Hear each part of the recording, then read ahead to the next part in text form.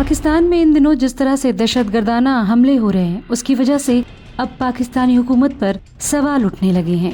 گزشتہ جمعرات کو ایک بار پھر پاکستان کے پارا چنارا میں دہشت گردوں نے پشاور جانے والی ٹرین میں 45 منٹ تک اندھا دھند فائرنگ کی، جس میں 41 افراد جاں بحق اور 45 زخمی ہو گئے تھے، جبکہ دہشت گردوں نے گن پوائنٹ پر بہت سے مسافروں کو اغوا بھی کر لیا تھا، اور یہ ساری واردات سیکورٹی فورسز کی موجودگی میں دہشت گردوں نے انجام دی تھی۔ اس واردات کے بعد پاکستان کے علاوہ دوسرے ملکوں میں بھی غم و غصہ دیکھنے کو ملا۔ ایک طرف جہاں پاکستان کے مختلف شہروں میں بند اور مظاہرے کیے گئے اور نہتے مسافروں پر ظلم و بربریت کی مذمت کی گئی، تو دوسری طرف مختلف مسلم ممالک نے جاں بحق ہونے والے لوگوں اور زخمیوں کے لیے تعزیت اور اظہار ہمدردی پیش کی، جس میں ایران اور عراق پیش نظر آئے، اور جاں بحق ہونے والے شیعہ مسلمانوں کے لیے اظہار ہمدردی کے ساتھ دوسرے کنبوں کے تحفظ کرنے کی بات بھی پاکستان کی حکومت کے سامنے رکھی۔ اسی سلسلے میں عراق کے اعلیٰ مذہبی رہنما حضرت آیت اللہ سستانی نے اپنے دفتر سے